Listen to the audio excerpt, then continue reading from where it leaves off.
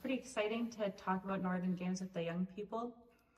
They're like, especially Muck was doing that Tuck TV about how it's changing on Tuck side, the land is changing. And then when they go out harvesting, then it's like sometimes a little bit different and they want to stay safe. And I know that, like Donald says, one of the main reasons to learn the Northern Games is to be safe out on the land. So then that's kind of the part of the questions that I was interested to hear from you about, like the Northern Games and those skills for being safe on the land. So maybe we can just start with what skills you think people learn from the Northern Games that helps them to be safe on the land? Well, to me, it's two different things here, living out on the land and doing the games. It's sort of like two things. But to combine that together, you know, it does help out in both ways, on the land and the people that are doing the games. But in order for you to survive in this harsh land, you know, it's pretty cold in the winter time. You have to survive throughout the winter if you're gonna live up here in one area. I know it's quite tough to do, especially in the winter time when the days are short and nights are quite long, and there's really not too much happening anywhere up here in the north. But in order for you to live off the land, you have to have strength, you have to have your power, and you have to know where you're going. You have to know the land. You know why you're going out there on the land. And most of all, you gotta accept that you're gonna be alone. There's no one around that's gonna be with you. And in doing so, you are making yourself more aware of what's out there and what you're doing, and you combine those two together, and you can live in a comforting way when you're out there. You know the survival way of life out there. You know what animals are out there, the time, the season, and you have the knowledge to go on in what you are out there to do. We've lost a lot of people in the winter time.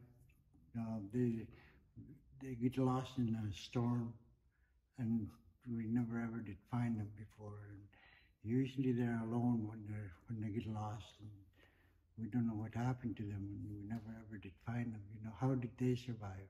How did they try to survive? You know, we think about things like that. In the summertime, people drowned, you know. We lose them.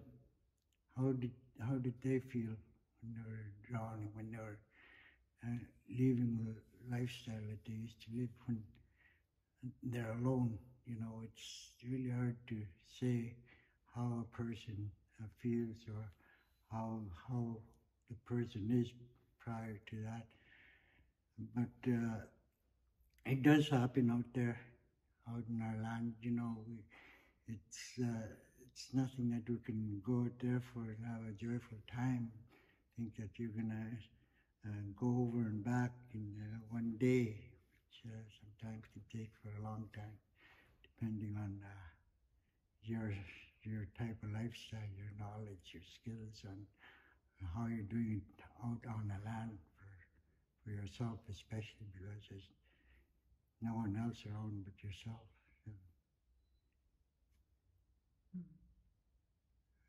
And for these games to come around, it's quite unique that it came about in my time, my generation. Uh, we were living off the land most of the time. We had no power, we had no electricity, we had no heat boilers or heaters from in our place, in our homemade house, log house we used to live in. We had to saw the wood, we had to get the ice in order to keep warm and keep the family fed throughout the night and throughout the winter. There was a lot of work to do. We did our work when we were growing up. We had to do it, otherwise, if we fall behind, we're going to get up cold in the morning and no water to drink, no water to make hot water. But usually, most of the time, it's always done. And we had a good parenting when we were growing up. My father was a good provider. He provided everything for us. He went out on land and he showed us in a way how to live in our own place while he was out on the land by himself. He showed us how to stay at home, how to keep the house warm, how to keep the water running, and keep the gas lamp full, stuff like that. Have food ready, and make sure that we're provided for while he was gone. And he was a good trapper, a good hunter, and he did a lot of that throughout his life. And we just sort of lived by that, by thinking about it. In those days we had to go to school, and then after school we'd do our chores, and that's how we got strong. And it was our exercise. When the games came around, we had that power, we had that will to do it. And it was only natural. It only came natural to us because we're Inuit, and these games were Inuit games, and we were taught something that we didn't know about when we were growing up. And when we became of age, and we were quite active when we were young, and we were taught that in these games, and it became natural to us. And a lot of our power come from what I was talking about prior to. One other thing that we used to do, my brother and I, when we used to travel from home to Husky Lakes or home to out on the coast with the dog team, with my parents and us kids, we traveled a distance about 2-3 miles, and then he'd let us, one of us, off the sled and let us run ahead of the dog team. Run ahead, run as far as we can till we get tired. And then my older brother, he's about a year older than me, he'd take over. I'd sit on the sled, he'd take over, and he'd run. And that is really something I enjoyed that, when he used to let us run ahead of the dog team. Because after a few miles, our dogs get slow, they get tired, and they slow down. And we try and get as less weight on the sled as possible. Even though we've got a big load in the family there, the dogs are strong enough to take us to where we had to go to. But yeah, it is something that we like to do. And when the dogs are resting, we used to fish out on the lake, Husky Lakes, and get some fish. I remember my dad cutting them up and feeding the dogs fish. It was a really good life at that time. And it was a little bit tougher because you're away from home.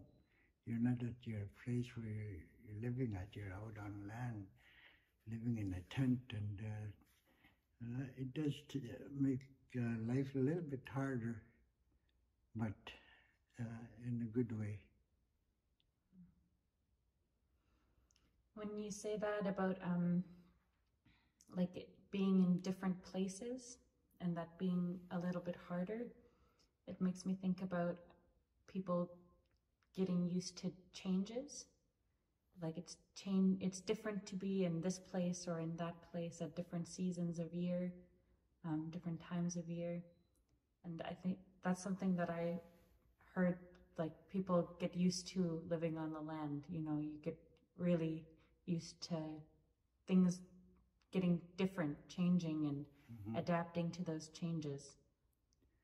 Yeah, well, it's different for each generation. You know, it's for instance, the two generations before me, they were totally living off the land with their parents or with their families. They didn't have the luxury of going to a store and buying what they need. And when they did come around, when the stores came around, when things started to build up in our community, we what we used to get from the stores were the essentials that were needed, like flour, sugar, coffee, tea, things like that. It wasn't like we had a variety of things that we can buy or a choice that we want. You know, it was what we need is what was there for us. So that's what we lived by. And this happened for a long, long time, for many years. And, you know, for the next generation after me, life gets a little bit easier for them because they had everything. Everything was there for them. Everything is there for them, and it makes it a little bit easier. And I see that they're not living off the land anymore. You know, we've got stores here, and we've got a variety of things that we can get, variety of food that we want, anything that we want from the stores now. Majority of the people do that. It's, I guess, it's just following life, and I guess it's just life. You know, we're not, we don't, what you say, how you say, like, live off the land anymore. We don't really have to live off the land anymore. And, but a lot of people still are living off the land because it's something that's in their blood, that they have to go out there and do it, you know. And it's still happening. They're going out in the land, and they're living off the land, getting what they need for their food, and, you know, taking the food from there and just enjoy eating it. For people who are going on the land now, would you say it's more safe or more dangerous? Or about the same? Well, it depends. It's the people that go out on land now. They've got more things that they can travel with to make their travel easier. You know, for instance, they got a GPS, and they've got phones. Right now, they got that they can use if they have any problems. But as it stands now, with all the erosion that's happening, the land changes, and the fires that we have, the floods that we have now, it's a lot different. We see a lot of different insects, different birds, and even different animals, you know, animals that we've never seen before, other than on TV or on picture. But you see them now, they're coming into our area. It's all because of the changes of our planet. It's rapidly changing right now. It's not stopping or it's not slowing down. And it's sort of like everything that's alive today is in a panic of that. They know. Even the insects know, the animals know, the birds know it. They see it's change. A change is coming, and what do we do? What can we do? And we don't know because we've never been in that situation before. And it's really something that we've got to look into, especially things that we can't control. We can't control a land that's changing. It's really hard. We can try and talk and talk and talk about it, but while we're talking, there's erosion happening, there's floods happening, there's fire happening,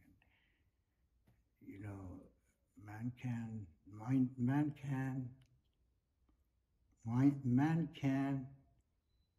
kind can handle little fires, but in a forest, it's impossible. Or if there's a flood, you can go in a boat, but if it's too big and it can't be handled, like for instance, the tsunamis that's happening, the floods that's happening, fire. We're in that state where we have to try and live with the changes, no matter how it's coming. We've got to figure out ways to do it. We don't have plans on how to go about doing it. Maybe for a couple of years, 10 years down the road, maybe, but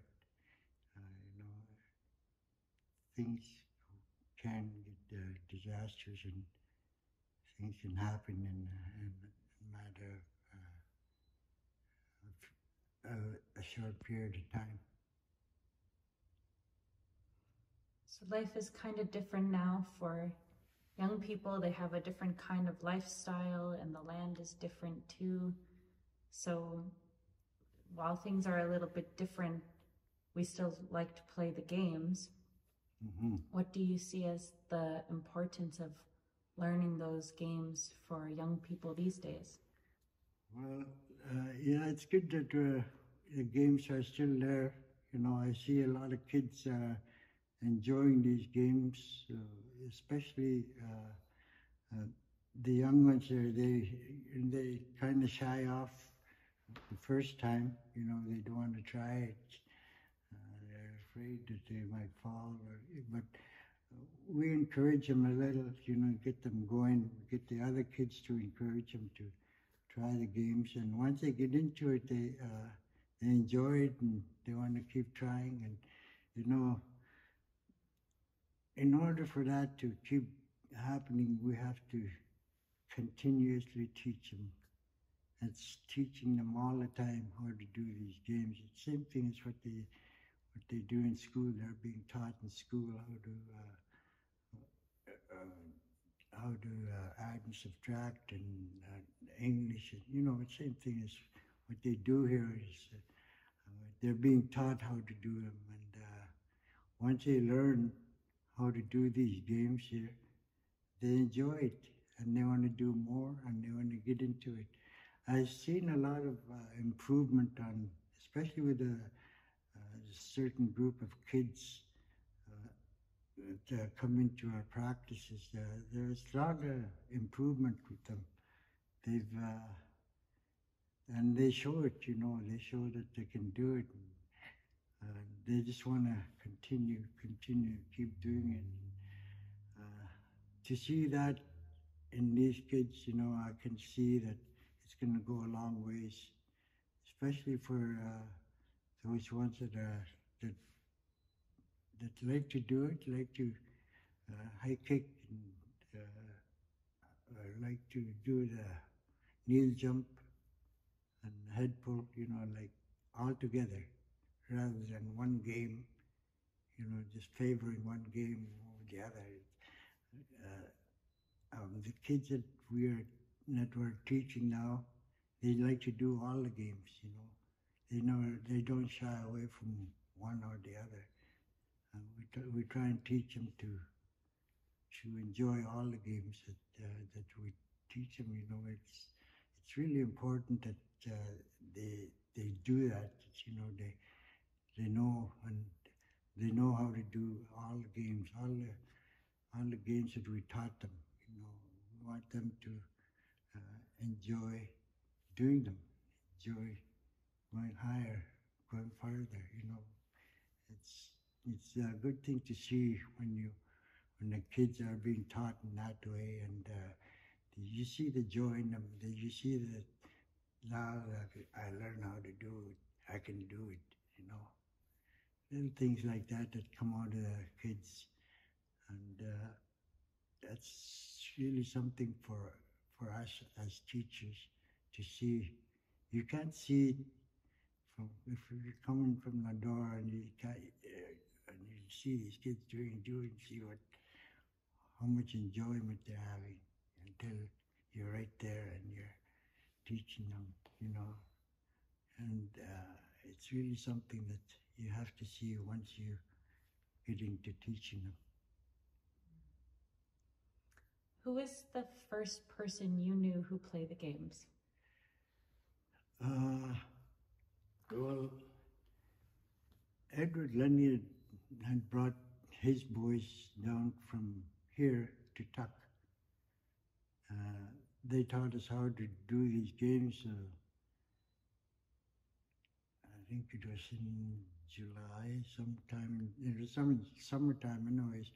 Edward had brought a bunch of boys down to Tuck, and they were showing us these games here, showing us how to do these games, and wow, it was something to see. And they were good teachers. These young guys here that came in, that Edward brought down, they were good teachers. They taught us well. They taught us how to do the games, and once we were taught that, a year later we got into competition. That's where the competition started. I believe it was 1968. And Edward and his crew here, his committee, got together, and they got the communities together from Eastern Arctic, from Alaska, Greenland. They brought them all here to Inuvik for Northern Games. And that is the first thing that you ever see before in these games that he taught us a year before. And we got into competition. There was 6 people from each community, 6 athletes from each community. And CK, Charles Kumiak, and I were the youngest in the team from Tuck. We almost didn't make it because we were too young. But I guess they decided to take us. And we're lucky we got into their team. We came up here and we competed all these games here: arm pull, high kicks, head pull, airplane, everything that taught us. We were competing in these games. And one good unique thing about it is when we were competing, these boys from Inuvik were there. They were like coaching us, everybody. Like there's, like I mentioned, there's six competitors from each community, and they go to one community and go a little bit higher, just jump a little bit higher. You're giving them advice, giving us advice, everybody. And gee, holy, that is something to see. We usually in sports, you want to win in the game, like any other sports. If you do, you have to win. But in this one here, they were pulling for everybody. His athletes, showing us how to do them, how to go a little bit higher or go a little bit further. And they were good at that. They taught us how to compete without having to argue or anything about it. It's just be friendly about our games and shake hands and clap for each and every one of us. Stuff like that. They were teaching us that, and that's where the real competition started here. And from then on, it grew and grew and grew. And each year it got bigger. We got more people in, and however, everything was the same. Like competition was the same, games were the same. Nothing changed, but it was fun. It was all fun. Everybody was enjoying doing the games.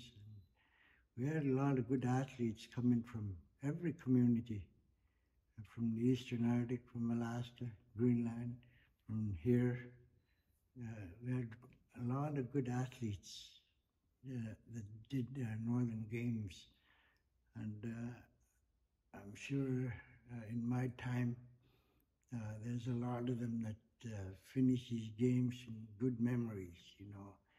They go back home and they retire from these games, and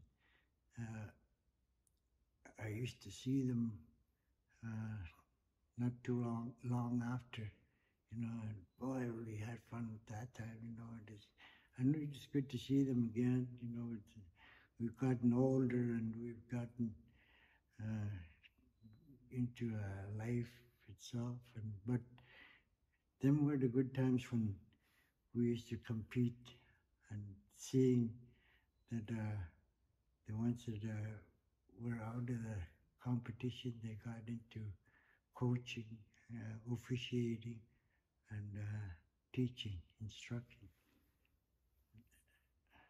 Where do you, it's interesting for me when you talk about like everyone supporting each other, playing the games and helping each other to be as good as they can be,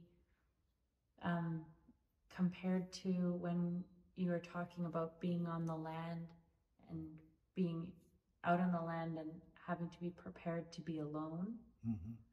Where do you think that that community spirit, or the spirit of the games to be encouraging each other, where does that come from? It comes from knowledge and the skills that you pick up throughout your life when you're growing up. Knowledge, all the knowledge that you pick up, all skills that you pick up, and the experience that you had throughout that time, that period of time, until the reality sets in, where you're out on the land. You're out on the land, and you've been there before. As a young kid, you were taught where to go, and how to do things out on the land from your father, from your elders. It comes into your mind when you go out on the land. You got that knowledge. You still have it in you, and the skills come in if you're prepared to do it. If you want to do it, the skills are there. The work is there. You know how to work on making a canoe, making a fire pit.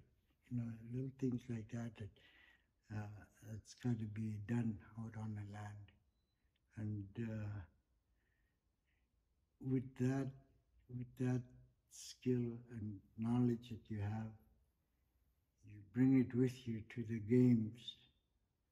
You got the knowledge on how to do the kick. You practice that a lot. You got the skill to do it because you practice a lot. It's in your mind. It never leaves you. That's pretty much how you can combine living off the land and during the games itself as competition. You talked about learning from your parents and from elders. You talked about learning from your dad. But also you said that maybe when Edward came with the boys from Inuvik to Tuck, that was some of the first time you were seeing some of those games. Did you ever know anyone on Tuck side who played those games long ago, or did you, when your dad seen those, did he remember ever playing? Well, there's little games that I remember my parents used to play. My mother used to play. That it's just games that were made out of bones and sticks, like for instance the Bajak. I remember them playing that, and ear pull with the string, and string games. They used to play a lot of that, and there's, I forget the name of that other game where you try and get the stick into the hole there, the string. They used to, I remember my mom made that with a bone and a piece of stick and sinew. I remember her playing that. Nothing really in the games that we were taught. During that time, we never really had any of those games we didn't know about, and just what they used to play alone, like it was like playing solitaire with cards. They used to do that, just being alone and playing the games themselves. But, I don't know, just a good pastime for them.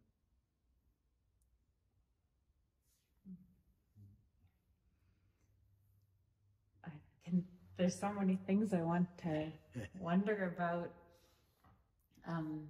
Edward tells this story that one time he was out on the ice, and the ice was breaking up around him, and he had to do like the triple jump between the blocks of ice to get back to shore. And so when he tells that story, he says, without the Northern Games, I wouldn't be here today. And so I'm always interested if other people have those kinds of stories about the games, or if they've heard them from other people about how the games might have helped them to get out of a dangerous spot, or if it... Yeah, I remember my father telling me stories about the games, the baseball game that they used to play in Tuck, and they used to have a good team.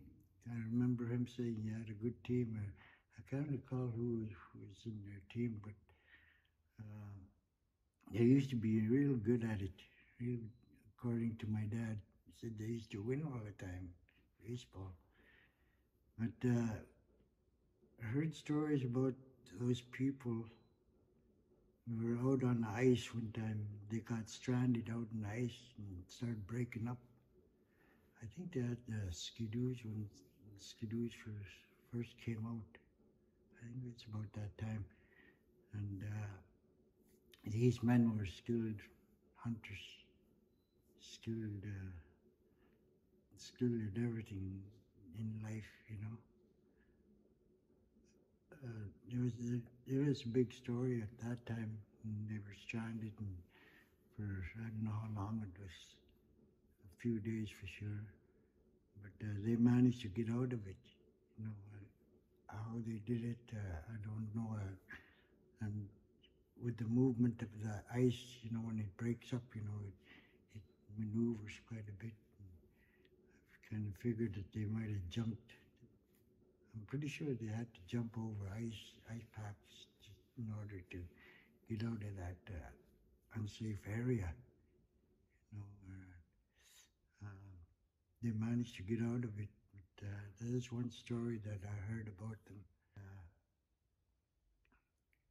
It's very safe out there, out on land, with the people that has all the knowledge and the skills to live off the land. It's very safe. It's nothing hazardous, so long as they know how to live off the land. And pretty much everybody does know how to live off the land. It's just like if you're back home, you know what to do, you know how to do things at home. It's like out on land a little bit harder, but you know how to do it. You know how to go out and get some water and be safe, and, be with people around you. There's nothing hazardous out there that can happen and not know about it, because most people are skillful at, whatever they do out there. An accident is very little. If there is one, there's someone there to help. Most times they're not alone. There's always people around to help if anything happens. And it's pretty safe so long as you have people there with you. Being alone it's quite safe too, so long as you can watch yourself, know what you're doing, and know what to do before.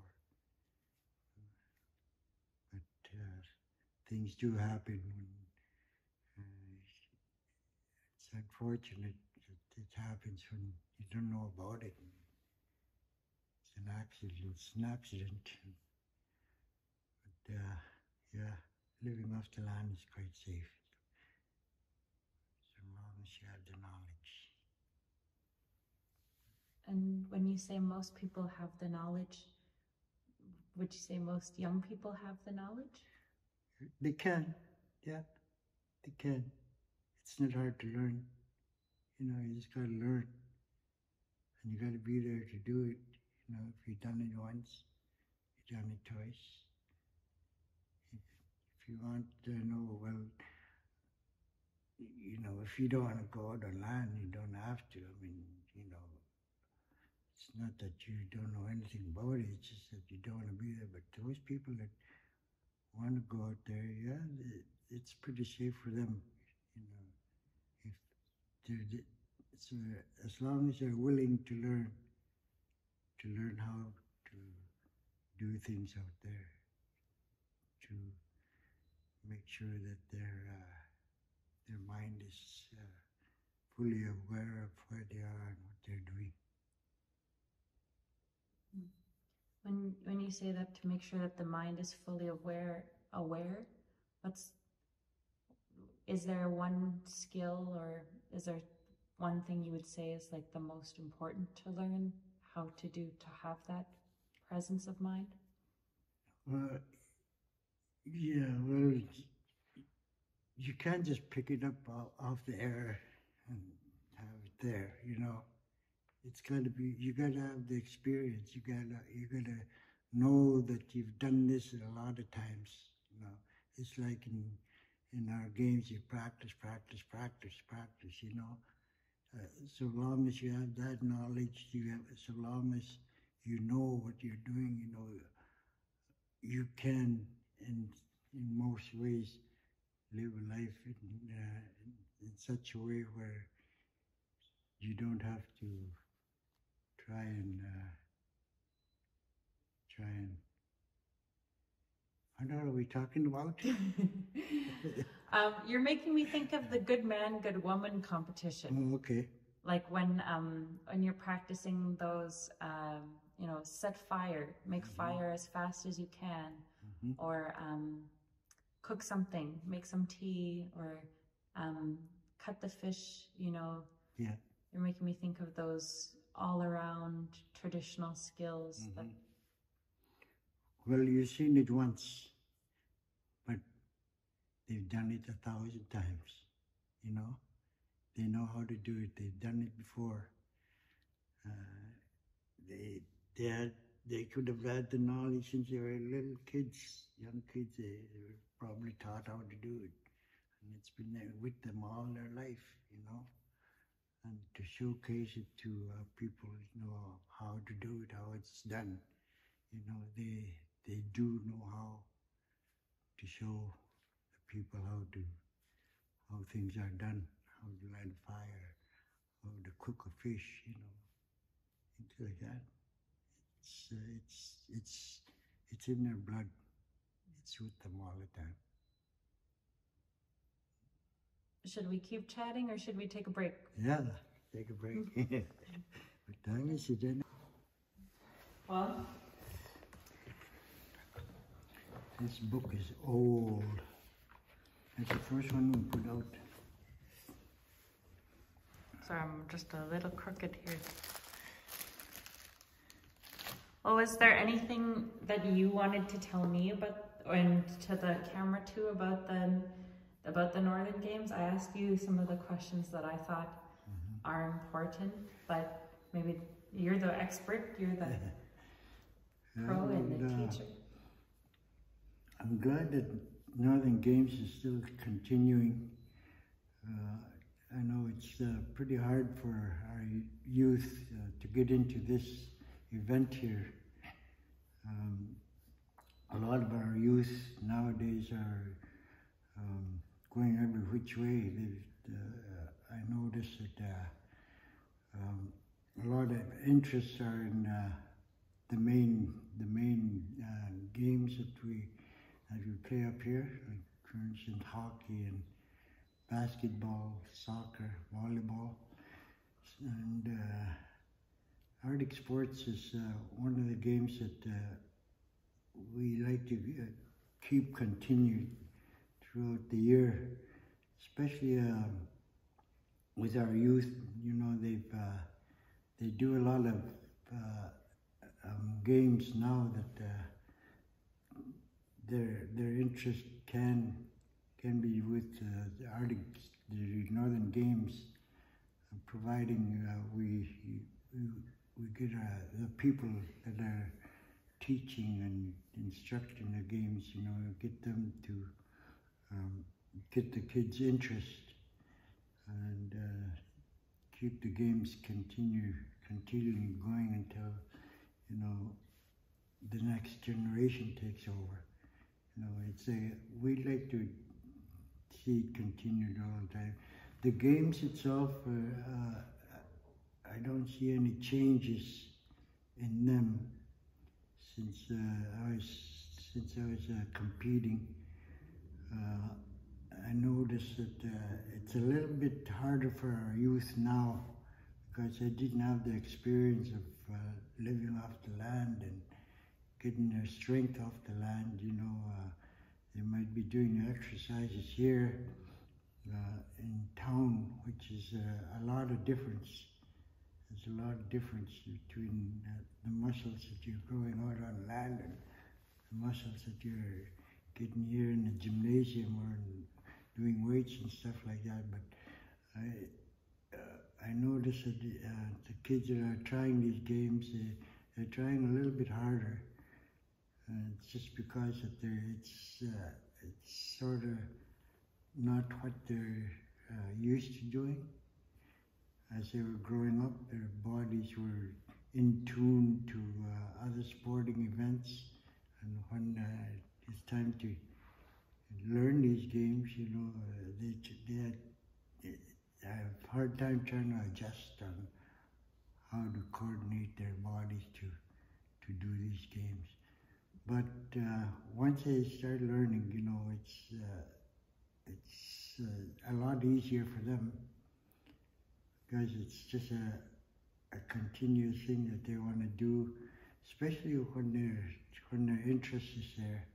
You know, once their interest is there, they can go a long way. You can take them a long ways into the games, and you know, providing that they continue their games. You know, the knowledge of doing the games is there. It's not only learning how to do the games, it's learning how to live a life, how to get a life in this world we live in, you know. Learning these games it's somewhat teaching you in life how to live. You know, it's not going to bring you fame and fortune, but you know, you can live a life that's quite comfortable, providing that you have the knowledge to do it. And have the games in mind. Keep your games in mind. If you're gone, retired from these games, just remember that who brought it and how much it means to our people, and we'd like for it to continue.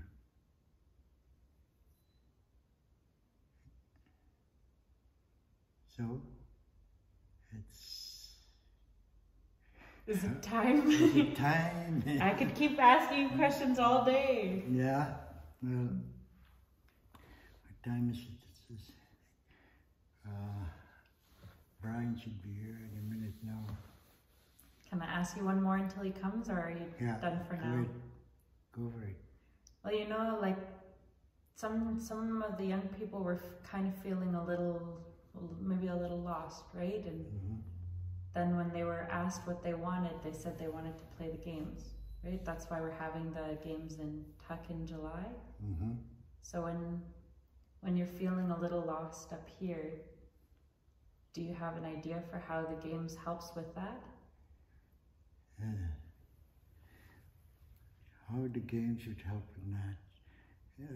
It's something that I never really thought about, but you know, if a person can put their mind to it and get their interest in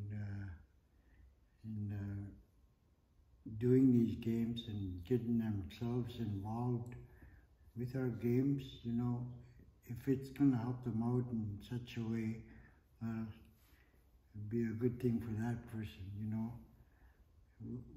We can't really change a person's mind if they didn't want to do anything, you know, anything in life. We can't change their mind, but you know, we can provide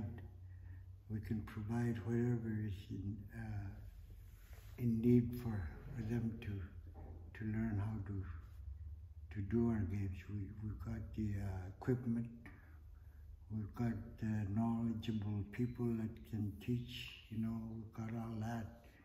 If they want, we can provide them with that.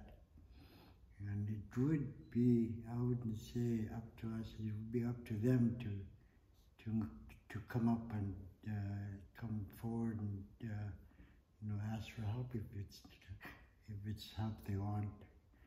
And you know, if we can be in such a way we can help them out, but it would be up to them to go how far, go the distance with what they want to do.